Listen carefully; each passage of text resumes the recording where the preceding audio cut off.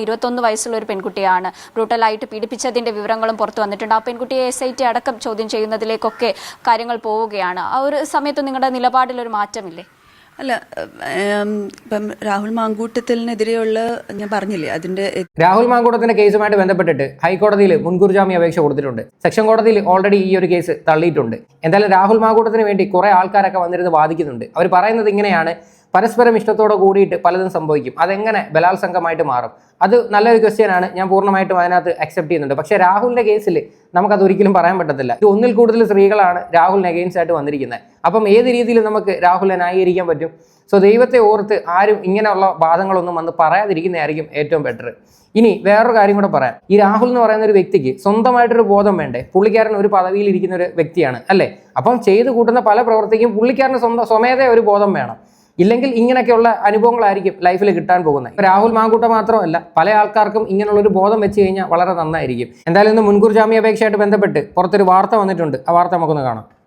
രണ്ടാമത്തെ ബലാത്സംഗ കേസിലും അന്വേഷണ സംഘം നടപടികൾ വേഗത്തിലാക്കി. ജി പൂങ്കുഴലി IPS-നാണ് അന്വേഷണ ചുമതല. വിവരങ്ങളുമായി ശ്യാം ദേവരാജ്, ഹരിമോഹൻ, TV പ്രസാദ് എന്നിവർ ചേരുന്നു. ആദ്യം ശ്യാം ദേവരാജിലേക്ക്. ശ്യാം ദേവരാജ്, മുൻകൂർ ജാമ്യാപേക്ഷയുമായി ഹൈക്കോടതിയെ സമീപിച്ചിരിക്കുന്ന രാഹുൽ മാങ്കൂട്ടത്തിൽ എന്തൊക്കെയാണ് ഈ ഹർജിയിൽ ചൂണ്ടിക്കാട്ടുന്നത്?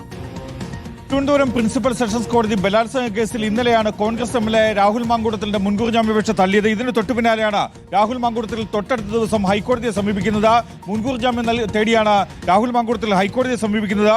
ഈ മുൻകൂർ ജാമ്യാപേക്ഷ ഹൈക്കോടതി സിംഗിൾ ബെഞ്ച് നാളെ പരിഗണിക്കുകയും ചെയ്യും. ഇതിൽ ബലാത്സംഗ കുറ്റം പോലീസ് ചുമത്തിയ SIT ചുമത്തിയ ബലാത്സംഗ കുറ്റം നിലനിൽക്കില്ല എന്നാണ് രാഹുൽ മാങ്കൂട്ടത്തിന്റെ ഏറ്റവും പ്രധാനപ്പെട്ട വാദം. നടപടിക്രമങ്ങൾ പാലിച്ച അത് നിലനിൽക്കുന്നുള്ള കാര്യത്തിനകത്ത് എനിക്ക് ഉറപ്പില്ല. കാര്യം ഇടയ്ക്ക് വെച്ച് വേടൻ അഗെയിൻസ്റ്റ് ഇങ്ങനെ ഒരു കേസ് വന്ന സമയത്തും കോടതി അത് എതിർക്കുകയാണ് ചെയ്തത്. അപ്പം അത് നിലനിൽക്കുമെന്ന് എനിക്ക് തോന്നുന്നില്ല. പക്ഷേ ഇവിടെ ഒന്നിൽ കൂടുതൽ സ്ത്രീകൾ ഈ രാഹുലിന് അഗെയിൻസ്റ്റ് ആയിട്ട് വന്നിട്ടുണ്ട്. അങ്ങനെ നോക്കുമ്പോഴത്തേക്ക് ഈ കേസ് കൂടുതലായിട്ട് വിലക്കത്തല്ല ഉള്ളൂ. അപ്പോൾ ഈ വാദിക്കുന്ന ആൾക്കാരൊക്കെ ഇതൊക്കെ ഒന്ന് മനസ്സിലാക്കി വെച്ച് കഴിഞ്ഞാൽ വളരെ നന്നായിരിക്കും. അതായത് രാഹുലിന് വേണ്ടി വാദിക്കുന്ന ആൾക്കാർ അല്ല, പരാതിക്കാരി മുഖ്യമന്ത്രിക്ക് പരാതി നൽകിയത്, മുഖ്യമന്ത്രിക്ക് നേരിട്ട് പരാതി നൽകിയതിൽ നടപടിക്രമങ്ങൾക്ക് വിരുദ്ധമാണ്. BNS നിയമം അനുസരിച്ച് മുഖ്യമന്ത്രിക്കല്ല നേരിട്ട് പരാതി നൽകേണ്ടത്. മാത്രമല്ല, എല്ലാ കാര്യങ്ങളിലും തനിക്ക് ഒരു വിശദീകരണമുണ്ട്. ആ വിശദീകരണം അന്വേഷണ സംഘത്തിന് മുന്നിൽ നൽകാൻ തയ്യാറാണ്. അന്വേഷണവുമായി സഹകരിക്കാൻ തയ്യാറാണ്. താൻ നിരപരാധിയാണ്. അന്വേഷണ സംഘത്തിന് മുന്നിൽ നൽകുന്ന വിശദീകരണത്തിൽ തൃപ്തരല്ല എങ്കിൽ താൻ കീഴടങ്ങാൻ തയ്യാറാണെന്ന കാര്യവും കൂടി രാഹുൽ മാങ്കൂട്ടത്തിൽ ഈ ഹർജിയിൽ പറയുകയും ചെയ്യുന്നുണ്ട്. അന്വേഷണവുമായി സഹകരിക്കാൻ തയ്യാറാണ്. താൻ നിരപരാധിയാണ്. കസ്റ്റഡിയിലെടുത്ത് അന്വേഷണത്തിനായി തന്നെ കസ്റ്റഡിയിലെടുത്ത് ചോദ്യം ചെയ്യേണ്ടത് ആവശ്യം ഇല്ല എന്ന കാര്യവും കൂടി രാഹുൽ മാങ്കൂട്ടത്തിൽ പറയുന്നുണ്ട്. മാത്രമല്ല, ഈ പരാതിക്ക് പിന്നിൽ ഈ ഒരു കേസിൽ കസ്റ്റഡി എടുത്ത് ചോദ്യം ചെയ്യാതെ പിന്നെ എന്ത് തേങ്ങയാണ് ചെയ്യുന്നത്? ഇപ്പോൾ 9ാമത്തെ ദിവസമായി, പുള്ളി ഒളിവിലാണ്. എന്നിട്ട് പുള്ളി പറയുന്ന വാദം കേട്ടില്ലേ, കസ്റ്റഡിയിലെടുത്ത് ചോദ്യം ചെയ്യേണ്ട ആവശ്യമില്ലെന്ന്. കാര്യം തെറ്റ് ചെയ്തിട്ടുണ്ട് എന്ന് രാഹുലിന് വളരെ വ്യക്തമായിട്ട് അറിയാം. അപ്പോൾ രാഹുലിന് ഒരിക്കലും പോലീസുകാരുടെ അടുത്ത് പോയി കീഴടങ്ങാൻ പറ്റത്തില്ല. മനസ്സിലായില്ലേ? ഇതൊക്കെ സത്യം പറഞ്ഞാൽ അനാവശ്യമായിട്ടൊരു വാദമാണ്. ഇതൊക്കെ കേൾക്കുമ്പോൾ ഏത് കോടതിയാണോ എന്തോ ജാമ്യം കൊടുക്കുന്നത്? രാഷ്ട്രീയ ഗൂഢാലോചനയാണ്. തനിക്ക് തെളിവുകൾ നൽകാനുള്ള സാവകാശം വേണം. കേസിലെ രേഖകൾ തനിക്ക് ഇതുവരെയും ലഭ്യമാക്കിയിട്ടില്ല. FIR സാക്ഷിമൊഴികൾ ഉൾപ്പെടെയുള്ള രേഖകൾ ഇതുവരെയും ലഭ്യമാക്കിയിട്ടില്ല. തന്റെ വാദം സാധൂകരിക്കാൻ കഴിഞ്ഞില്ലെങ്കിൽ താൻ കീഴടങ്ങാൻ തയ്യാറാണ് എന്നടക്കമുള്ള വാദങ്ങളാണ് രാഹുൽ മാങ്കൂട്ടത്തിൽ ഹൈക്കോടതിയിൽ നൽകിയ മുൻകൂർ ജാമ്യാപേക്ഷയിൽ ഉന്നയിക്കുന്നത്. SIT-യുടെ അന്വേഷണം ഈ 9ാം ദിവസമാകുമ്പോഴും അവർക്ക് രാഹുലിനെ കണ്ടെത്താനാകുന്നില്ല എന്നതൊരു പരാജയമായി വിലയിരുത്തപ്പെടുകയല്ലേ? തീർച്ചയായിട്ടും സുജയ്, അതിലൊരു സംശയവുമില്ല. കാരണം ഇത്ര ദിവസമായിട്ടും രാഹുൽ എവിടെയാണ് എന്ന് കൃത്യമായി കണ്ടെത്താൻ, അതായത് രാഹുൽ എവിടെയാണെന്നുള്ള ചില സൂചനകൾ കിട്ടി അങ്ങോട്ട് ചെല്ലുന്നു. പക്ഷെ രാഹുലിനെ കണ്ടെത്താൻ കഴിയുന്നില്ല. ചില വാഹനങ്ങൾ തീർച്ചയായിട്ടും ഇത് ഇവരുടെ ഭാഗത്തു നിന്നുള്ള വീഴ്ചകളാണ്. ഇതിപ്പോൾ നടക്കാൻ പോകുന്നത് എന്തോന്നറിയോ?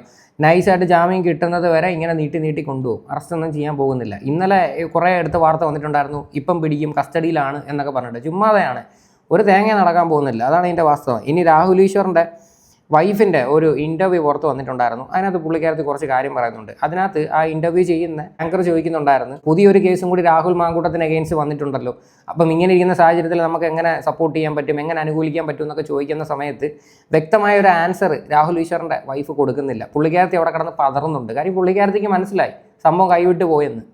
ഒരു കോസ് ശരിയായിട്ടുള്ള കാര്യമല്ലേ ഇത്? ഒരിക്കലും ഇതൊരു പീഡനമാണെന്ന് എനിക്ക് തോന്നുന്നില്ല. മാധ്യമങ്ങൾക്ക് പോലും തോന്നുന്നുണ്ടെന്ന് with the kind of chats and അവർ തമ്മിലുള്ള കോൺവെർസേഷൻസ് കണ്ടാൽ ഒരു പീഡനമാണോ എന്നുള്ളത് എപ്പോഴും നമ്മൾ ചിന്തിക്കേണ്ട ഒരു കാര്യം തന്നെയാണ് അന്വേഷണത്തിന്. അല്ല, രാഹുൽ മാങ്കൂട്ടത്തിനെതിരായ പീഡന പരാതിയിലെ അതിജീവിതയെ സൈബർ ആക്രമണത്തിന് വിധേയയാക്കി എന്ന കേസിൽ രാഹുൽ ഈശ്വറിന്റെ ജാമ്യാപേക്ഷ ഇന്ന് ഉച്ചയോടെ പരിഗണിക്കും. ഇപ്പോൾ മീഡിയ വണ്ണിനൊപ്പം രാഹുൽ ഈശ്വറിന്റെ ഭാര്യ ദീപ ഈശ്വർ ചേരുന്നുണ്ട്. ജാമ്യം ലഭിക്കുമെന്ന് പ്രതീക്ഷയുണ്ടോ? പ്രതീക്ഷയുണ്ട്. ഇന്ന് ജാമ്യം ലഭിക്കുമെന്നാണ് പ്രതീക്ഷ. അപ്പം നമ്മൾ ഇപ്പോൾ ഇത്ര ദിവസമായി ഞായറാഴ്ച ഇവിടുന്ന് കൊണ്ടുപോയതാണ്. അപ്പോൾ ഇപ്പം ഒരാഴ്ച ആവാൻ പോകുന്നു, 5 ദിവസമായി. അപ്പോൾ ഇനി അത് ഒരു എന്താ പറയുക, അതൊരു ഇനിയും നിൽക്കുന്നതിൽ കാര്യമില്ല. പോലീസ് കസ്റ്റഡി ആവശ്യപ്പെട്ടു, കസ്റ്റഡി കാലാവധിയും കഴിഞ്ഞു.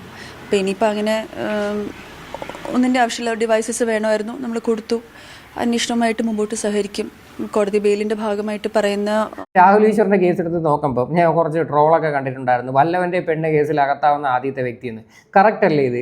അനാവശ്യമായിട്ട് എല്ലാ വിഷയങ്ങളിലും പോയി തലയിടുക, ചുമ്മാ അവർക്ക് വേണ്ടി കിടന്ന് വാദിക്കുക. ഇതാണ് രാഹുൽ ഈശ്വറിന്റെ പരിപാടി. നിങ്ങൾ ഇവിടെ നടന്നിരിക്കുന്ന പല പീഡന കേസുകളും എടുത്ത് നോക്കിക്കോ. അതിനകത്ത് പ്രതികളെ സപ്പോർട്ട് ചെയ്യാനായിരിക്കും രാഹുൽ ഈശ്വർ ഇറങ്ങുന്നത്. രാഹുൽ മാങ്കൂട്ടത്തിന് അഗെയിൻസ്റ്റ് ആയിട്ട് ഒരു സ്ത്രീയാണ് ഇങ്ങനെ വന്ന് പറഞ്ഞെങ്കിൽ നമുക്ക് ഓക്കെ, അവർ പുള്ളിയുടെ സ്ഥാനത്ത് തന്നെ നിൽക്കാം. കാര്യം പ്രേമിച്ചിരിക്കുന്ന സമയത്ത് പലതും നടക്കും. അതുകൊണ്ട് എന്നിട്ട് അത് ബലാത്സംഗമായിട്ട് കൊണ്ടുവന്ന് കേസ് കൊടുക്കുന്നത് തെണ്ടിത്തരമാണ്. പക്ഷെ ഇവിടെ ഒന്നിൽ കൂടുതൽ കേസ് വന്നിരിക്കുന്ന സാഹചര്യത്തിൽ എങ്ങനെ നമുക്ക് സപ്പോർട്ട് ചെയ്യാൻ പറ്റും? നിങ്ങളൊന്നും ആലോചിച്ച് നോക്ക്. ഇപ്പോൾ ഇവരെയൊക്കെ സപ്പോർട്ട് ചെയ്തുകൊണ്ട് നടക്കുന്ന ആൾക്കാർക്ക് ബോധമില്ലെന്നേ ഞാൻ പറയത്തുള്ളൂ. ഓർഡർ എന്താണെങ്കിലും അതും സഹകരിക്കും എന്നൊക്കെ നമ്മൾ വ്യക്തമാക്കിയിട്ടുണ്ട്. അപ്പോൾ ഇനിയും ഇരിക്കുന്നതിൽ കാര്യമില്ല. അപ്പം ഇന്ന് പ്രതീക്ഷയുണ്ട്. രാഹുൽ മാങ്കൂട്ടത്തിന് മുൻകൂർ ജാമ്യമില്ല, അതുപോലെ തന്നെ പാർട്ടിയിൽ നിന്ന് പുറത്താക്കി. ഇത്തരത്തിൽ രാഹുലിനെ പാർട്ടി തള്ളുന്ന ഒരു സ്ഥിതിയാണ് ഉണ്ടായിരിക്കുന്നത്. പക്ഷേ ഇപ്പോഴും രാഹുൽ ഈശ്വർ അദ്ദേഹത്തിന്റെ സപ്പോർട്ട് രാഹുലിന് തന്നെയാണെന്നതിൽ ഉറച്ചു നിൽക്കുകയാണ്. ഇതിനെങ്ങനെ കാണുന്നു? അല്ല, എനിക്ക് തോന്നുന്നു രാഹുൽ മാങ്കൂട്ടം അല്ലെങ്കിൽ XYZ ആരാണെങ്കിലും ഒരു ഇൻഡിവിജ്വലിന് സൈഡ് ചെയ്യുന്നതിനെക്കാട്ടിലും എനിക്ക് തോന്നുന്നു രാഹുൽ ചേട്ടൻ ആ ഒരു പ്രവണത അഗൻസ്റ്റ് ആയിട്ടാണ്. അതായത് ഇപ്പം നോക്കുകയാണെങ്കിൽ തന്നെ അവർ തമ്മിലുള്ള പല കോൺവെർസേഷൻസിലും വ്യക്തമാണ് അവർ തമ്മിൽ ഒരു എന്താ പറയുക, ഒരു അണ്ടർസ്റ്റാൻഡിങ് ഉണ്ടായിരുന്നു, ഒരു റിലേഷൻഷിപ്പ് ഉണ്ടായിരുന്നു എന്നതാണ് നമുക്ക് മനസ്സിലാക്കാൻ സാധിക്കുന്നത്. കേസിൻ്റെ വിശദാംശങ്ങൾ രാഹുലിൻ്റെ അത്രയും എനിക്കറിയില്ല എങ്കിലും ഓക്കെ, അത് രാഹുൽ ഈശ്വർ ആ ഒരു പ്രവണതയാണ് ഏറ്റവും കൂടുതലായിട്ട് എതിർക്കുന്നതെന്ന്. അതായത് സ്നേഹിച്ചിരിക്കുന്ന സമയത്ത് പലതും നടന്നിട്ടുണ്ടാകും, പിന്നെ കൊണ്ടുവന്ന് കേസ് കൊടുക്കുന്നത് ശരിയുള്ള ഏർപ്പാടല്ല എന്ന്. അങ്ങനെ ഉണ്ടെങ്കിൽ നിങ്ങൾ ഈ ലോകത്ത് ഏതൊരു വിമണൈസറെ നിങ്ങൾ പോയി സപ്പോർട്ട് ചെയ്യുമോ? ഇവിടെ രാഹുൽ മാങ്കൂട്ടം എന്ന് പറയുന്ന ഒരു വ്യക്തി ഒരു പദവിയിൽ ഇരിക്കുന്ന ഒരു വ്യക്തിയാണ് അല്ലേ. അപ്പോൾ അയാൾ കീപ്പ് ചെയ്യേണ്ട കുറച്ച് മര്യാദകളുണ്ട്. അത് നിങ്ങൾ ആദ്യം മനസ്സിലാക്കിയോ. ആ ഒരു പൊസിഷൻ ഒരിക്കലും നമ്മൾ ദുരുപയോഗം ചെയ്യാൻ പാടില്ല. ഇതിപ്പോൾ ആ പൊസിഷൻ വരെ മിസ്യൂസ് ചെയ്തിരിക്കുന്ന രീതിയിലാണ് ഈ പുള്ളിയുടെ പ്രവർത്തികൾ, ഈ രാഹുൽ മാങ്കൂട്ടത്തിൻ്റെ. മനസ്സിലാക്കാൻ സാധിക്കുന്നത് അവർ തമ്മിലൊരു നല്ലൊരു സൗഹൃദ ബന്ധമോ സൗഹൃദത്തിനപ്പുറമായ ഒരു ബന്ധമുണ്ടായിരുന്നു എന്ന് തന്നെയാണ്. അപ്പോൾ അത് പെട്ടെന്ന് മറ്റൊരു രീതിയിലേക്ക് ആ കേസ് പോകുമ്പോൾ അത് നാളെ ഏതൊരു പുരുഷനും സംഭവിക്കാവുന്ന ഒരു കാര്യമായിട്ട് തന്നെയല്ലേ വരൂ എന്ന ആ ഒരു പ്രവണതയാണ് രാഹുൽ ഈശ്വർ എതിർക്കുന്നത്. അതിപ്പം പാർട്ടി എടുത്ത തീരുമാനം അത് തീർച്ചയായിട്ടും അങ്ങനെയാണ്. കാര്യം വ്യാജമായിട്ട് പരാതി കൊടുക്കുന്ന ആൾക്കാർക്ക് എഗെയിൻസ്റ്റ് ആയിട്ട് തീർച്ചയായിട്ടും പ്രതികരിക്കുക തന്നെ വേണം. അതിനകത്തൊക്കെ നമ്മൾ അക്സെപ്റ്റ് ചെയ്യുന്നു. പക്ഷേ ഇവിടെ രാഹുൽ ഈശ്വർ എടുക്കുന്ന കേസുകൾ നിങ്ങളൊന്ന് ഓരോന്നായിട്ട് എടുത്തു വെച്ച് നോക്ക്. ആരെയൊക്കെയാണ് രാഹുൽ ഈശ്വർ പോയി സപ്പോർട്ട് ചെയ്യുന്നതെന്ന്. ഇത് തന്നെയാണെങ്കിലും ഇത് ശരിയായ കാര്യമല്ലേ? എന്നുവെച്ചാൽ ഈ ഒരു കോസ് ശരിയായിട്ടുള്ള കാര്യമല്ലേ? ഇത് ഒരിക്കലും ഇതൊരു പീഡനമാണെന്ന് എനിക്ക് തോന്നുന്നില്ല. മാധ്യമങ്ങൾക്ക് പോലും തോന്നുന്നുണ്ടെന്ന്. With the kind of chats and അവർ തമ്മിലുള്ള കോൺവെർസേഷൻസ് കണ്ടാൽ ഒരു പീഡനമാണോ എന്നുള്ളത് എപ്പോഴും നമ്മൾ ചിന്തിക്കേണ്ട ഒരു കാര്യം തന്നെയാണ്. അന്വേഷണത്തിന് അല്ല, കോടതി മുൻകൂർ ജാമ്യം നിഷേധിച്ചിരിക്കുകയാണ്. കൂടാതെ തന്നെ ഈ അബോർഷൻ അത് നിർബന്ധിതമായിട്ട് നടത്തിയതാണെന്നുള്ളതിൽ വ്യക്തത വന്നിട്ടുണ്ട്. അത്തരത്തിൽ കുറേ കാര്യങ്ങൾ ഈ രാഹുൽ വളരെ ബ്രൂട്ടലായിട്ട് മറ്റൊരു പെൺകുട്ടിയും, അതും 21 വയസ്സുള്ള ഒരു പെൺകുട്ടിയാണ്, ബ്രൂട്ടലായിട്ട് പീഡിപ്പിച്ചതിന്റെ വിവരങ്ങളും പുറത്തു വന്നിട്ടുണ്ട്. ആ പെൺകുട്ടിയെ SIT അടക്കം ചോദ്യം ചെയ്യുന്നതിലേക്കൊക്കെ കാര്യങ്ങൾ പോവുകയാണ്. ആ ഒരു സമയത്ത് നിങ്ങളുടെ നിലപാടിലൊരു മാറ്റമില്ലേ? അല്ല, ഇപ്പം രാഹുൽ മാങ്കൂട്ടത്തിനെതിരെയുള്ള ഞാൻ പറഞ്ഞില്ലേ അതിന് ഈ ക്വസ്റ്റ്യൻ ചോദിക്കുന്ന സമയത്ത് പുള്ളിക്കാരത്തേക്ക് സംസാരിക്കാൻ വാക്കുകൾ കിട്ടുന്നില്ല. കാര്യം ഓൾറെഡി വേറൊരു കേസും കൂടി വന്ന സമയത്ത് ഇവർക്കറിയാം ഇത് സംഭവം കൈവിട്ട് പോയി, രാഹുൽ മാങ്കൂട്ടം ആളത്ര റെഡിയല്ല. പക്ഷേ നമ്മൾ പറഞ്ഞ നിലപാടിൽ തന്നെ നമ്മൾ ഉറച്ചു നിന്നില്ലെങ്കിൽ നാളെ ഇവർക്ക് തന്നെ അത് പണി കിട്ടുമെന്നറിയാം. അതാണ് സംഭവം. രാഹുൽ ഈശ്വർ ശരിക്കും പറഞ്ഞാൽ അനാവശ്യമായിട്ടാണ് ഈ ഒരു കേസിൽ ഇടപെട്ടിട്ട് ഇപ്പം പണി മേടിച്ചിരിക്കുന്നത്. പ്രത്യേകിച്ച് ഈ പറയുന്ന രാഹുൽ മാങ്കൂട്ടത്തിന് ഒന്നും ഒരു രീതിയിൽ സപ്പോർട്ട് ചെയ്യാൻ പറ്റത്തില്ലടേ. പുള്ളി ചെയ്ത് കൂട്ടിയ പരിപാടികൾ കണ്ടില്ലേ? അബോർഷൻ്റെ വിഷയങ്ങളായി കഴിഞ്ഞാലും പിന്നെ വേറെ പല കേസുകളായി കഴിഞ്ഞാലും എങ്ങനെ സപ്പോർട്ട് ചെയ്യാൻ തോന്നുന്നു? എതിരെയുള്ള പരാതികളെ കുറിച്ച് കൂടുതൽ സംസാരിക്കുന്നത് ആഴത്തിൽ പഠിച്ചേ പറ്റുള്ളൂ, പ്രത്യേകിച്ച് ഇപ്പോഴത്തെ ഒരു ഘട്ടത്തിൽ. കാരണം രാഹുൽ ഈശ്വർ ബെയിൽ കിട്ടിയിട്ടില്ല.